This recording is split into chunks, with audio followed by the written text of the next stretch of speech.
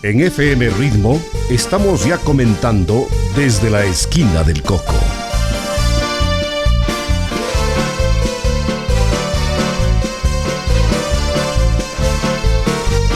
Desde la esquina del Coco, el pulso de la ciudad que palpita fuerte en los hechos y personajes que han forjado nuestra realidad.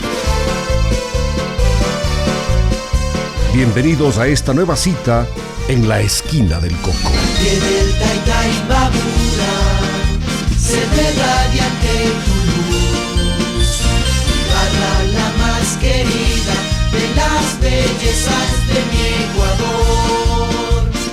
Cuna de arte, cuna de vida, cálida y linda, tierra de Dios.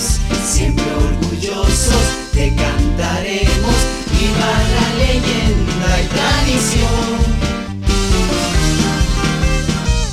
Saludos amigos, bienvenidos al programa Desde la Esquina del Coco, que se emite todos los viernes para hablar de Ibarra, de Imbabura y de su gente. Nos escuchan en la frecuencia 103.5 FM Ritmo para el norte del país y en nuestra transmisión de video en vivo vía Facebook. Hoy contamos con la grata presencia del doctor Luis Muñoz Herrería, estimado amigo, médico pediatra, catedrático, apreciado ciudadano ibarreño, que ha servido a su tierra desde importantes cargos y funciones de elección popular. Bienvenido a FM Ritmo, Luis.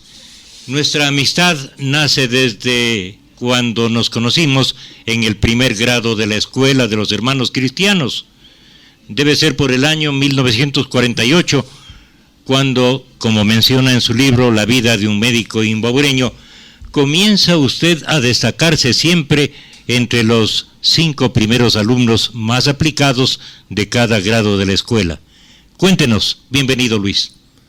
Muy amable Silvio por la invitación, felicitándole como siempre por ese gran cariño y amor que tiene a nuestra querida ciudad. No podría ser de otra manera.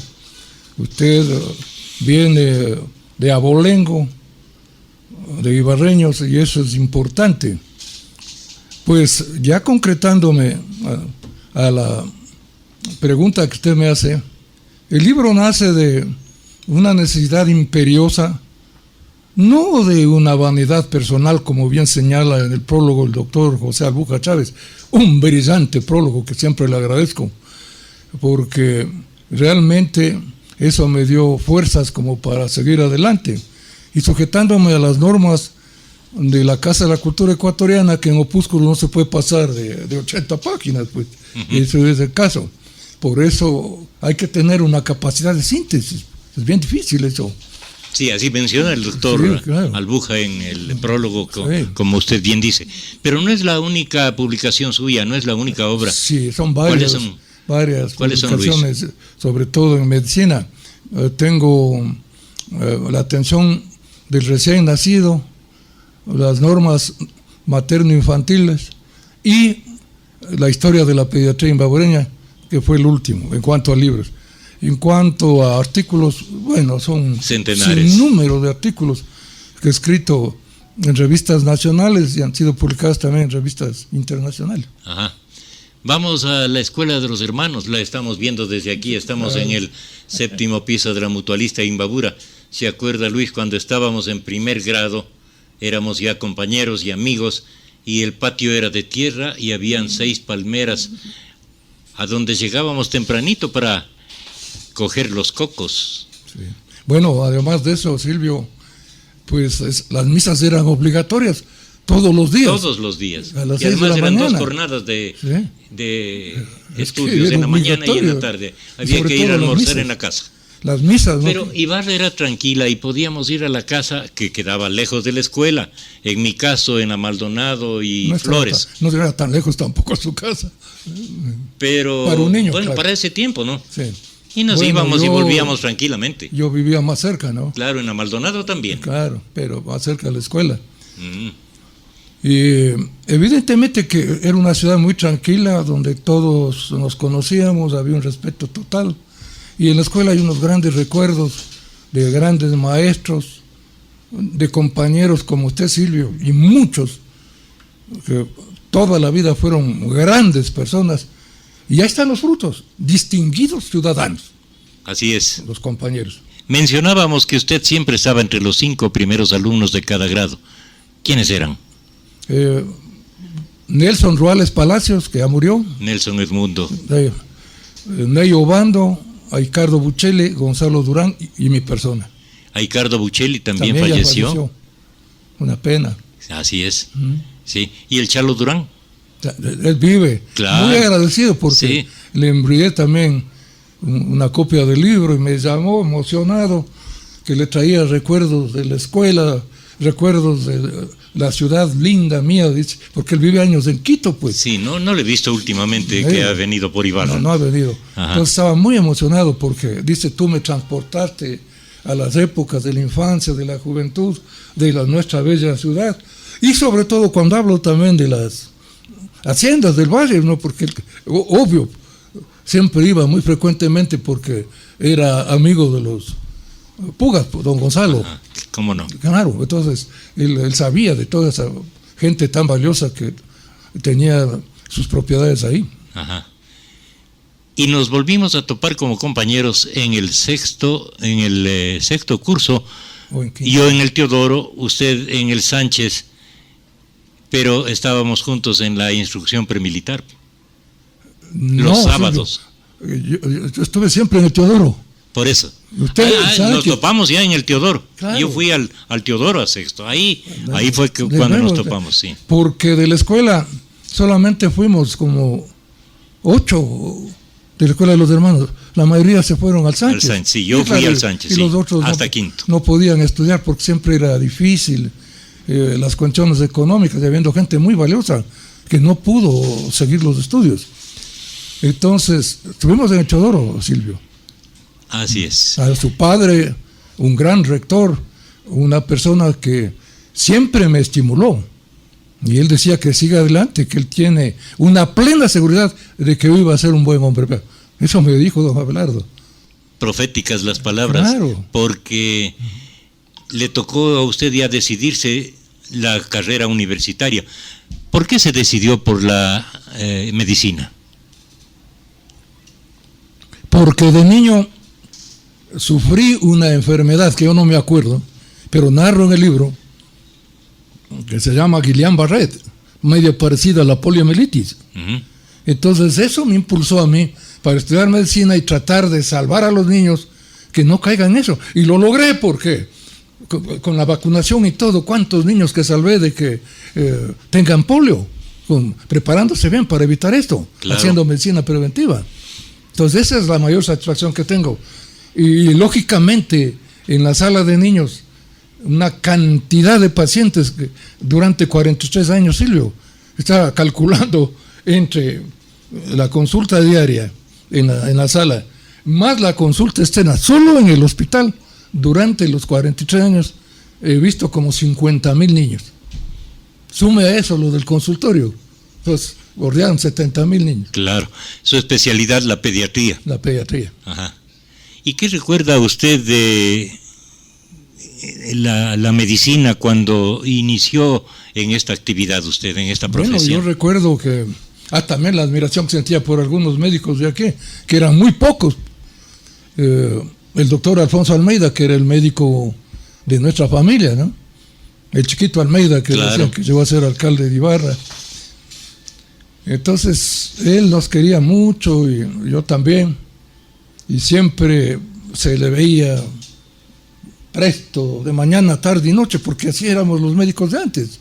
El doctor Alfonso Gómez Jurado, un grandotote, bien elegante, con corbatín, con bastón y sombrero. Bueno, entonces eso a mí me despertaba admiración por ese, ¿qué le diría yo? Ese protocolo rígido que guardaba el médico.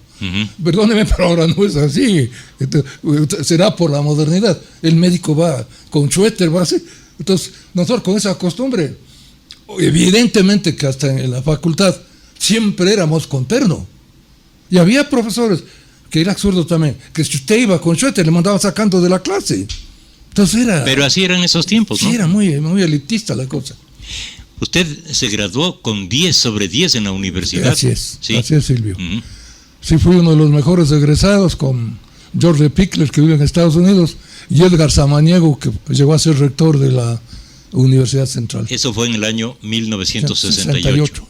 Pero usted ya salió del país en el año 76. Sí, evidentemente después de eso, yo estuve en el militar haciendo residencia, y ahí muchas veces yo tuve la suerte de ayudarle a su papá, don Abelardo, cuando iba allá al hospital militar.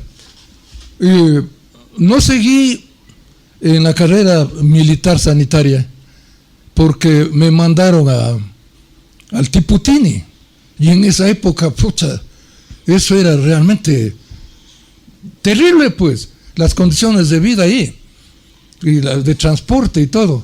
Eso hizo que yo abandone la ilusión de ser médico militar y vine a trabajar acá a la ciudad de Ibarra cuando el doctor Luis Fernando Aguinaga era el director del hospital.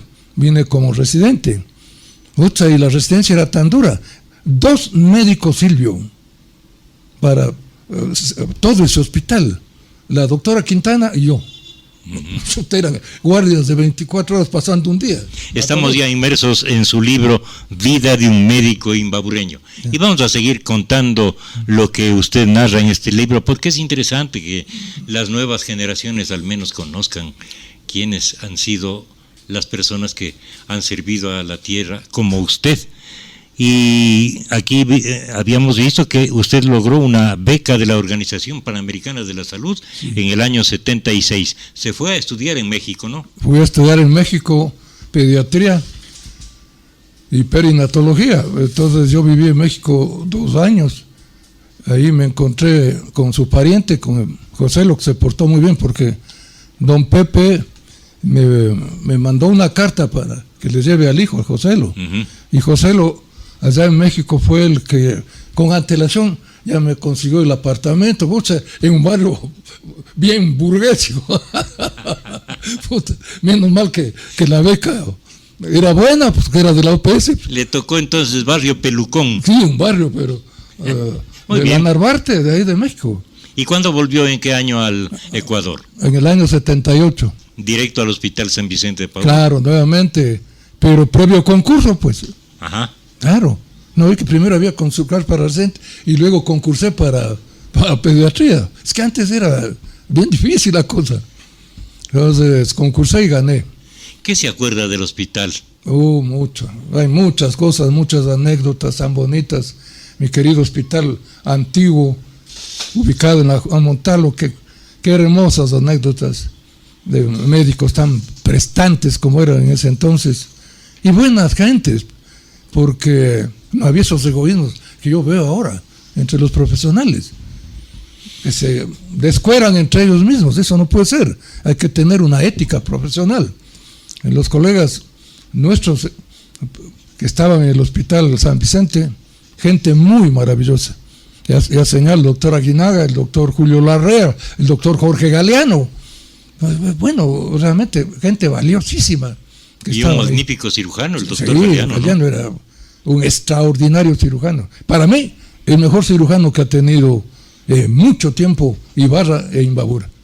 Ahora cuéntenos también de su entorno familiar. Son numerosos los hermanos Muñoz Herrería. ¿Cuántos hermanos son? Somos 9 y dando gracias a Dios todos. Su padre, vivos. don Euclides. A mi padre, un señorón. Y su madre, doña Egmita, doña ¿no? Egmita igual, una dama muy querida. Son las 2 personas muy queridas aquí en nuestro medio ibarreño. Se ganaron la confianza, Silvio, que es muy difícil, de todas las clases sociales. Así es. Porque muchos se relacionan solo con una clase alta. No, pues a sus papás los queríamos y los considerábamos mucho. Así es, Silvio. Un recuerdo muy bonito y como siempre nos inculcaron valores como sus padres, don Abelardo y doña Angeliquita, que era importante conservar estos valores y la honestidad. Mi papá nos decía a nosotros que nunca pierdan de vista que es importante el buen nombre al dinero. Lindas frases. Claro. Fíjense lo que es eso. Y ese ejemplo seguimos. Así es. Antes de llegar a la escuela de los hermanos cristianos, usted narra que tiene especial afecto por un profesor, don Salomón Chalá. Exactamente. Él fue el que me inició en las primeras letras. Yo no estaba en la escuela de él, pero me preparó. Porque él había sido también profesor en el seminario. Fue aspirante a sacerdote, pero por los prejuicios raciales que hasta ahora alguna gente ignorante preconiza, hicieron que no pueda ser sacerdote Salomón, que de paso es papá del asambleísta de José Chalá Cruz, un gran profesor. Entonces yo fui con esa ventaja también, bien preparadito, porque mi papá en eso se preocupó de que me vaya bien. Por eso no entré al jardín, yo fui directo a primero. Y ahí nos topamos en la escuela de los hermanos, como habíamos mencionado. La vida profesional del médico doctor Luis Muñoz Herrería, médico residente por concurso de merecimientos y de oposición en el Hospital San Vicente de Paúl desde 1968, médico pediatra por concurso de merecimientos y oposición desde 1971, la jefatura de servicio de pediatría por varios años. También fue director del Hospital San Vicente de Paúl. Y cuando se promulgó la ley de escalafón de la Federación Médica Ecuatoriana, el doctor Muñoz fue uno de los pocos médicos que llegó al escalafón 15 en la primera evaluación. ¿Cómo fue eso? Eso es un recuerdo muy bonito. Porque no hay que admirarse que dicen que solo ahora están exigiendo preparaciones de evaluación. Eso no es así. Desde la época esa ya nos exigían. Y de todo el país, yo me refiero al servicio del Ministerio de Salud, porque fue el primero en hacer evaluaciones en todo el país, solo 6, Silvio, logramos llegar al escalafón 15, como en el ejército, decir, a general del ejército. Entonces eso también muy satisfactorio para mí. El escalafón 15. Y en su consulta atendió a mucha gente también, ¿no? No. Yo realmente cuando recién me despedí, sacó en el Diario del Norte, que agradezco mucho, ahí saqué de que agradecía a todas las clases sociales de Ibarra por la confianza que tuvieron en mi persona, y con dolor del alma, hasta ahora me piden citas y todo eso, pero me duele mucho no poder atenderles porque decidí ya jubilarme y hay que estar descansando también. Y por el hecho de que estoy viajando frecuentemente a Quito, a la Academia de Medicina, que hay reuniones y todo eso, y un médico, si quiere hacer un buen papel como médico, tiene que estar aquí, pues, vigilando al paciente las 24 horas. No es cuestión de recetar y se acabó. Claro. Al menos en la pediatría estar viendo cómo el niño evoluciona en la mañana, en la tarde, en la noche. En la consulta privada le llamaban a uno a las 2, 3 de la mañana. Bueno, era durísimo. Esa es una gran responsabilidad del sobre médico, todo ¿no? la pediatría. Y usted fundó la Sociedad de Pediatría Núcleo de Imbabura. Sí, eso lógicamente porque había solo la Sociedad de Pediatría de Quito, la de Cuenca y la de Guayaquil. Y después de provincias, las primeras que fueron Ambato, Imbabura, es decir, Ambato y Ibarra, porque así era, la sociedad primero es ibarreña, después ahora ya es Imbabura. Entonces fundamos eso y fue un trabajo muy bonito que hasta ahora, dando gracias a Dios, los colegas pediatras siguen manteniendo agrupados, ¿no? a la sociedad de pediatría, porque eso ayuda mucho, sí, porque aquí hay presentación de casos, charlas, conferencias, modernización, en fin, educación médica continua, y eso ayuda mucho. Y en Quito fundó la Sociedad Ecuatoriana de Medicina Perinatal. O sea, la perinatología. Esa es una rama que... ¿Con quiénes estuvo asociado en esa época? época? Dalton Ávila Gamboa, que claro, en el libro, me dio escribiendo, se olvidaba de poner, él de origen guayaquileño, es guayaquileño, ejerce en Guayaquil, pero estuvo también en México. Y qué coincidencia. Él hizo perinatología desde el punto de vista obstétrico, Silvia. Y yo perinatología desde el punto de vista pediátrico. ¿Qué diferencia hay entre la perinatología y la pediatría? ¿Cómo se distinguen? La perinatología es parte de la pediatría, sino que es una rama nueva que involucra los estudios del niño desde la 20ª semana de gestación. Es más amplia que la neonatología, usted ha escuchado. Claro. Los neonatólogos son los que cuando ya nace. Entonces, el perinatólogo además, por ejemplo, ayuda en la prevención de embarazos de alto riesgo, se hacía juntas con los obstetras. En ese caso recuerdo con cariño a Edmundo Oña, que ya murió. Entonces, hacíamos el servicio de perinatología para ir previniendo todas estas cosas, las toxemias del embarazo, en fin. En esas circunstancias, usted ya fue médico asociado del Hospital Metropolitano, uno de los más distinguidos de Quito. Sí, así es, gracias al doctor Gonzalo Matilla, un pediatra distinguidísimo de Quito, del diario El Comercio, hijo del doctor Gonzalo Matilla. De los Mantilla del Comercio, ¿no?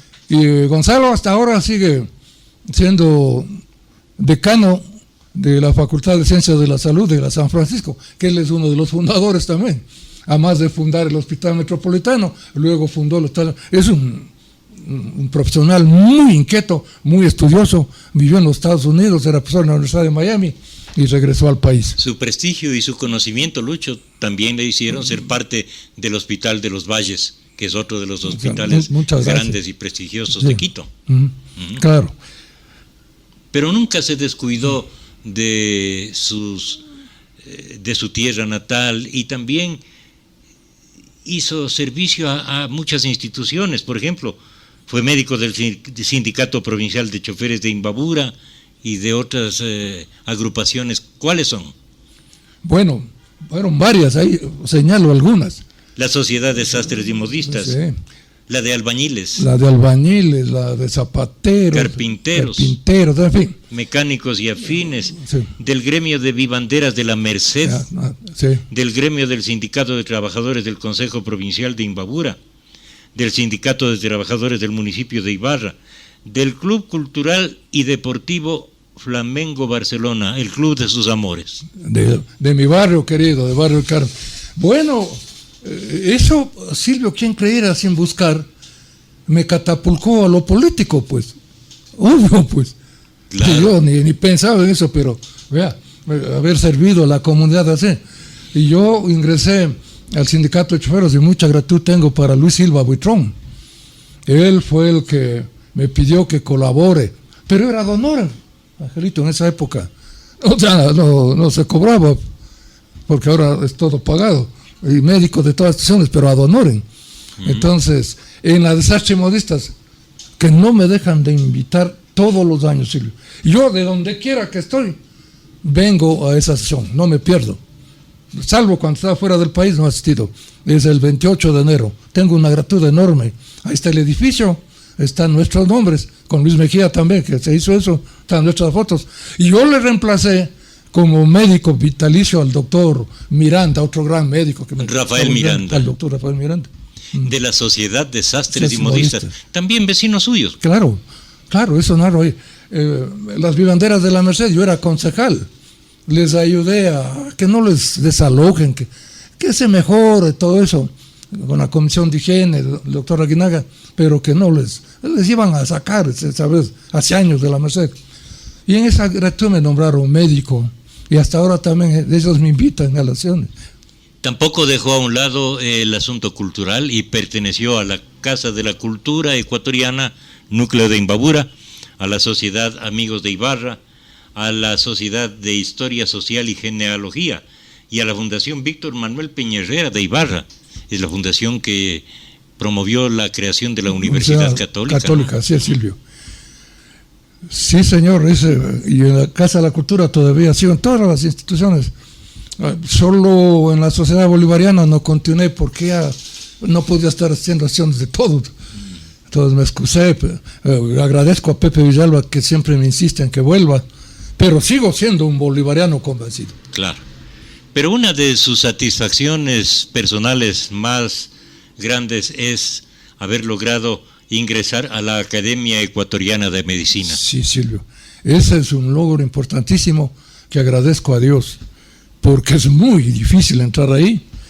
logré cumplir todos los requisitos, que es muy exigente eso, y después hay que presentar un trabajo de investigación que hice sobre anemia drepanocítica en las escuelas del Valle del Chota, porque esa enfermedad tiene prevalencia más en la etnia negra, lo que antes decían la raza negra.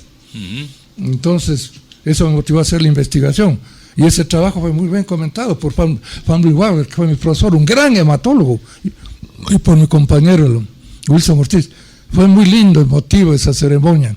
Entonces hay que presentar el caso, le ponen todo como que fuera usted graduado toga y con toda la ceremonia. Médico. Pues. ¿Qué requisitos debía cumplir para Bueno, ingresar de acuerdo a esta al artículo 6 del institución? Estatuto del ISTRON, primero, haber ejercido mínimo 10 años de profesión, tener mínimo 5 años de docencia universitaria, haber publicado trabajos científicos en revistas indexadas, pero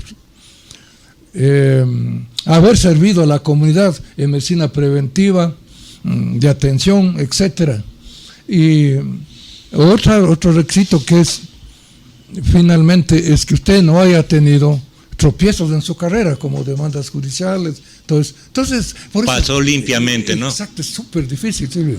Hay muy buenos médicos. Y lo que usted señaló también, la presentación del trabajo de investigación. Sí, pero como no hacen investigación, entonces les pena o no tienen docencia. Entonces fíjese que es difícil. Claro. Cumplir todo eso. Y menciona también haber ejercido docencia universitaria. Sí, claro, es ahí. Cuéntenos de eso. Bueno, la docencia universitaria, yo inicié prácticamente como instructor, que no pongo ahí en el libro porque hay que resumir, de pediatría en la UNAM, en México. Y luego fui instructor en el Hospital Militar también. Y de ahí vine acá y formé la docencia en el hospital. Eso sí, lo digo, así no me reconozcan. Entonces hice que el Hospital San Vicente de Paúl sea docente. Por eso ha mejorado la atención, han venido internos, hasta ahora verás. Es un gran logro, ¿no? Es un gran logro. Asimismo fue una de las primeras ciudades en el Ecuador de provincia que tuvo un hospital docente. En esa tarea me ayudó mucho mi compañero Edgar Samaniego, que era director de la Escuela de Medicina y luego rector. Y decano era el doctor Carlos Mosquera. Pero el viejo, que parece que murió recién, de más de 90 años. Mencionó usted hace un momento que esa actividad en el Club Flamengo Barcelona especialmente, y el haber sido médico de tantas instituciones de la ciudad de Ibarra, haberlas servido con cariño gratuitamente, le catapultó hacia la actividad política. Sí, así es. Desde luego que yo tenía inquietudes políticas desde la secundaria, recuerda Silvio. Claro. El círculo estudiantil. Buen orador. Sí, gracias. Y lo mismo en la universidad, siendo estudiante de medicina, logré representar a la facultad en el consejo, en la asamblea universitaria. Era miembro del consejo. Bueno, entonces fue forjando. Más acá, en los barrios, en los gremios, en fin. Entonces se va formando. Era un escalafón, Silvio, la política antes. ¿No es cierto? Claro, así es. Le conté también, siguió, sí, poco. Ahora, en cambio, agarran, se ponen en un movimiento o se ponen en un partido y candidatos. No, pues, tiene que haber un escalafón. Usted cuenta aquí que desde el colegio tuvo activa participación en las lides estudiantiles, logrando ser dirigente. Con motivo de las bodas de diamante del Colegio Teodoro Gómez de la Torre, se organizó un certamen sobre la batalla de Ibarra. El ilustre profesor Alfredo Albuja Galindo coordinó este evento. Qué hermoso fue eso, ¿no? No, es que esos profesores nuestros de antes, que digo esos con cariño, hoy ya quisiera tener el colegio y los colegios de ahora. ¡Qué calidad de profesores! Por eso yo en un artículo en una de las revistas de la Casa de la Cultura, en Forjadores y Formadores, menciono a todos los profesores, desde la primaria, secundaria y universidad y posgrado, y con cariño sobre todo a los del Colegio Teodoro Gómez de la Torre, entre ellos su papá, pero además el rector, que era el señor Morán.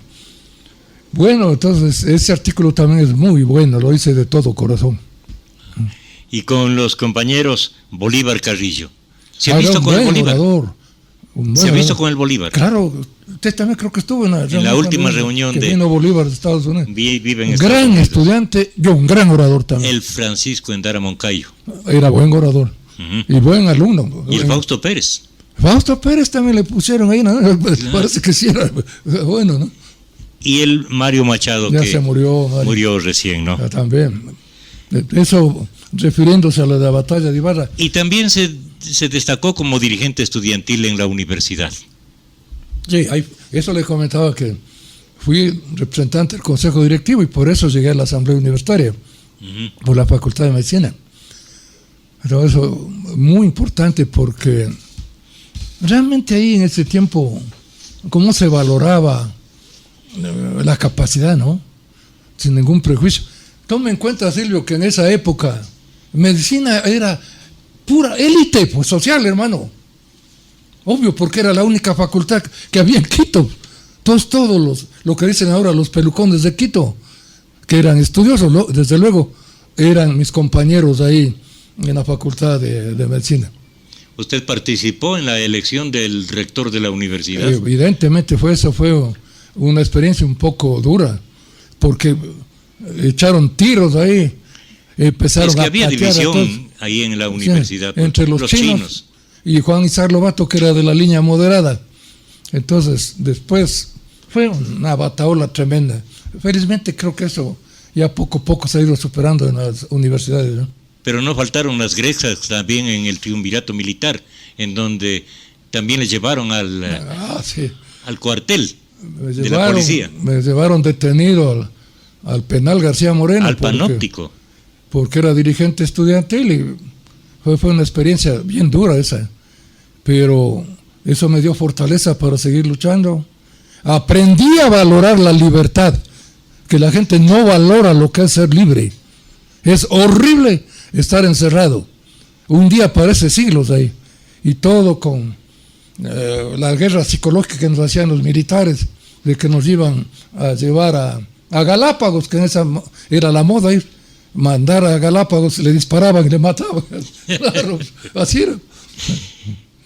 ¿Y su primera campaña política para acceder a algún cargo, cuál fue? ¿De concejal? No, Silvio, porque de concejal fue una nominación directa, usted recordará, en la dictadura de Guillermo Rodríguez Lara. Entonces, yo no quise posesionarme, pero había un coronel, el primero, Gonzalo Jiménez, qué caballero que era, ya se murió, llegó a general, primera antigüedad y todo. Él fue y me dice: vea, Luchito Muñoz, dice, usted se formó en nuestro hospital, dice, comprende esta situación y colabore por su tierra, por el cantón. Y ahí me posicionó, ¿no ve? En los periódicos de esa época su papá también ponía ahí en El Comercio, que era corresponsal. Todos se posicionaron menos Luis Muñoz de Herrería. Claro. ¿Qué tal esa experiencia en la concejalía? Una linda experiencia. Usted fue concejal también, Silvio. Éramos ad honorem. ¿Y quién fue alcalde en su tiempo? Nelson Dávila. Al licenciado. Un excelente alcalde, un hombre honesto. Y un consejo de lujo, Silvio. No hay nada que hacer. De lujo. Estuvo en varias comisiones, me imagino, sí, que en la de educación, en la de salud e higiene, etcétera, ¿no? Y en la de MAPA. Ajá. Entonces se hizo mucha labor ahí con el doctor Aguinaga, que era muy entusiasta. Se educó a la gente, se sacó la historia clínica, se hizo un carnet de salud, en fin, mejoras por todo lado para que la gente entienda lo que es salud, y no como antes en Ibarra, perdóname usted, es ibarreño, Silvia, agarraban esos papeles periódicos, no ve lo que ponían ahí, el pan, el mote, el queso, entonces había una cantidad de tifoideas, o le limpiaban el ano al guaguito y con esas manos le daban a uno la comida, era así, pues. Había que enseñar es cierto eso. Todo eso. Entonces tuve que hacer una campaña de educación tremenda para que poco a poco vayan. ¿Y cuál fue el primer cargo de elección popular entonces? Mi primer cargo de elección popular fue la diputación, pues. Ajá. Claro, esa concejalía me valió para catapultarme a la diputación por la Izquierda Democrática. Entonces, ¿en el año ¿79? 79. O sea, cuando hubo la nueva apertura de la democracia, del 79 al 84. Ramiro Guzmán, mi gran amigo y su amigo también, él era el director del partido y fueron, me hablaron. Entonces yo ya simpatizaba desde la universidad con el Movimiento Izquierda Democrática, estaba afiliado, entonces con Pepe Albuja, que también es uno de los fundadores, Paco Rosales, bueno, un sinnúmero que no quiero dar nombres porque me puedo olvidar y se pueden enojar, pero eran un grupo muy destacado de personas. ¿Y quiénes fueron sus compañeros como diputados de Imbabura en ese congreso? Luis Mejía Montes de Oca, Marco Praño Maya y mi persona. Y suplentes de lujo, sobre todo Gustavo Medina López. Ajá. En las elecciones de abril del año 79 nos apoyaron la Democracia Popular liderada por Marco Villalba, cuenta usted, y una fracción de el CFP de nuestro compañero también, el Segundo Carrancos. Claro, pero él era candidato, siendo tan amigo mío y todo, ¿no? Él era por el CFP. Claro, lo que pasa es que don Segundo Bando nos apoyó a nosotros y no apoyó a Marco Praño Mayo en el Carranco. Entonces, el Marco Villalba, bueno, es que la Democracia Popular hizo alianza con la ID, ¿se acuerda? Así fue. Entonces Marco Villalba, un caballero que era ya muerto, ya murió también, don Segundo también, nos apoyaron. Por eso fue un triunfo rotundo en los 6 cantones. No es como solo ahora preconizaban en tiempo de Correa, uy, que han barrido. Parece que la gente no revisa la historia, ¿no? O se olvida pronto. Se olvidan pronto. Así es. ¿Qué otras elecciones ha ganado usted con el voto de los conciudadanos imbabureños? Una elección muy importante, la de prefecto provincial de Imbabura.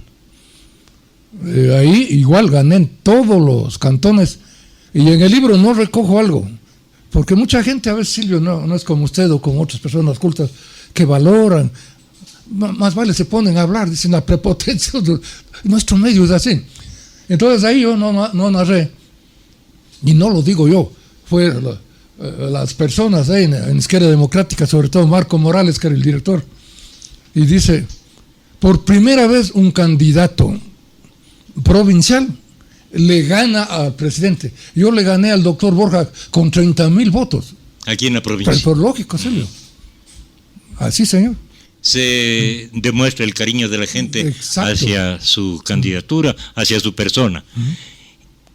Y la jefatura del bloque parlamentario de la Izquierda Democrática, ¿qué recuerdos le trae? Caray, eso realmente fue porque prácticamente ya estaba designado Raúl Vaca Carbo, porque Borja fue el primero, y lógico tenía que ir Vaca con su prestancia, ¿no?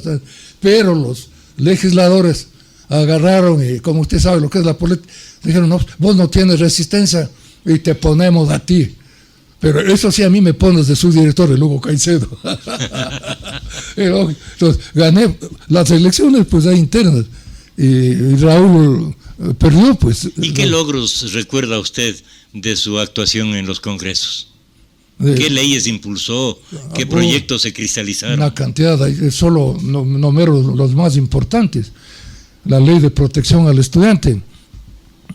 Es decir, que un estudiante, cuando va en el trayecto de la escuela al colegio, de la escuela a su casa y de la casa a la escuela, en fin, viceversa, o al colegio, era para primaria o secundaria, porque para la universidad aquí se opusieron rotundamente que no.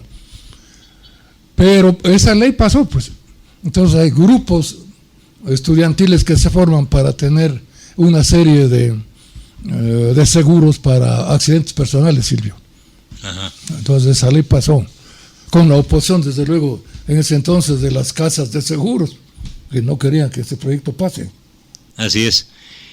Intervino directamente en la lucha por las cantonizaciones de algunas poblaciones, de algunas regiones en Pero el país. Hay que resaltar sobre todo las de aquí de nuestra querida provincia, Pimampiro y Urcuquí.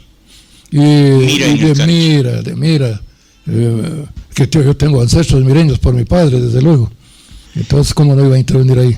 En el año 1983 le invitaron a visitar Corea. Sí, fuimos a Corea en tiempo de Kim Il-sung.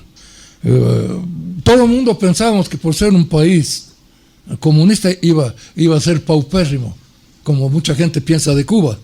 Entonces, que hay chozas, entonces, oiga, un país de un lujo tremendo. Pero ya en una ciudad muy hermosa.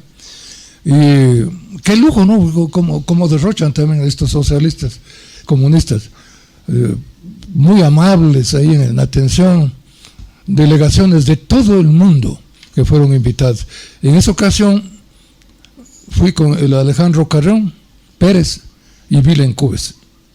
Y también el señor Humberto Flores, que también ya se murió, nos consiguió para las esposas una gira que fue bastante larguita. En ese tiempo, 45 días. Uno de los viajes que ha tenido usted, porque ha viajado bastante. Claro, y ahí es lo que actuó por primera vez el doctor Medina, reemplazándome a mí. Uh-huh. Y después él también fue diputado titular. También se proyectó, claro. En la política, ¿no? Entonces fue una experiencia muy linda, porque visitamos varios países, todo narro ahí en el libro. Fue hermoso eso. ¿Qué otros libros ha publicado usted, Lucho? La historia de la pediatría imbabureña, la atención del recién nacido y manual de normas de perinatología, coautor con otros, ¿no? A esta altura de la vida, satisfecho. Pues sí. Lo que me decía nuestro querido compañero Gonzalo Durán cuando le obsequié el libro, que yo debía poner de título ahí, no un médico imbabureño, sino un médico triunfador. Ajá. Palabras de Charlo Durán, que reside en Quito años. Silvio Almícar Tapia Tamayo. Historiador. El historiador. Como es mi amigo, le mandé un libro. Se emocionó, me pidió que le mande otros libros más para entregar a la biblioteca Aurelio Espinosa Poli, que es la más grande del país, para la Academia de Historia de aquí del Ecuador y para la Sociedad Bolivariana de América, con sede en Bogotá. Así que ese libro fue allá. Qué lindo.